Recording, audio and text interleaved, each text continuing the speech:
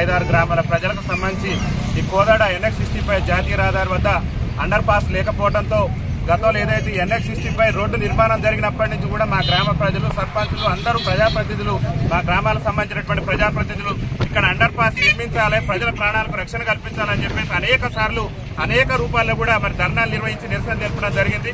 గౌరవ కేంద్ర మంత్రివర్యులు, కేంద్ర రోడ్డు రవాణా శాఖ మంత్రివర్యులు, రాష్ట్ర రోడ్డు రవాణా శాఖ మంత్రివర్యులు, ముఖ్యంగా ఈ ప్రాంతానికి సంబంధించి ఈ ప్రాంత ప్రజల యొక్క ఆశీర్వాదంతో ఇవాళ రాష్ట్ర కేబినెట్ లో కూడా మంత్రిగా ఉన్నటువంటి రాష్ట్ర పౌర సరఫరాల, భారీ నీటిపారుదల శాఖ మంత్రివర్యులైనటువంటి ఉత్తమ్ కుమార్ రెడ్డి గారు, గౌరవ ఈ నియోజకవర్గ శాసనసభ్యురాలైనటువంటి పద్మావతి రెడ్డి గారు ఇక్కడ ప్రజల ప్రాణాలు మరి అరచేతుల్లో పెట్టుకొని ప్రయాణం చేయాల్సి వస్తుంది.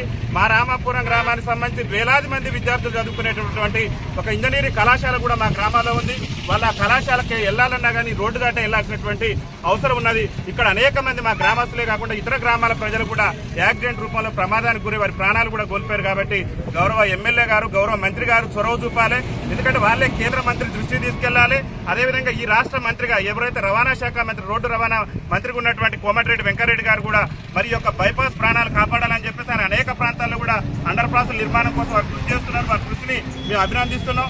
కానీ 10 గ్రామాల ప్రజలు ప్రాణాలు అరచేతిలో పెట్టుకుని నిత్యం కూడా కొంతమంది వ్యక్తిగత స్వార్థం కోసం, వాళ్ళ రియల్ ఎస్టేట్ వ్యాపారం కోసం, వాళ్ళ రాజకీయ ప్రయోజనాల కోసం గతంలో ఇక్కడ అండర్ పాస్ నిర్మాణం జరగకుండా చేశారు. దయచేసి ఇక్కడ రాజకీయాలు కావాల్సింది ప్రజల ప్రాణాలకు రక్షణ కల్పించవలసినటువంటి బాధ్యత రాజకీయ నాయకులుగా,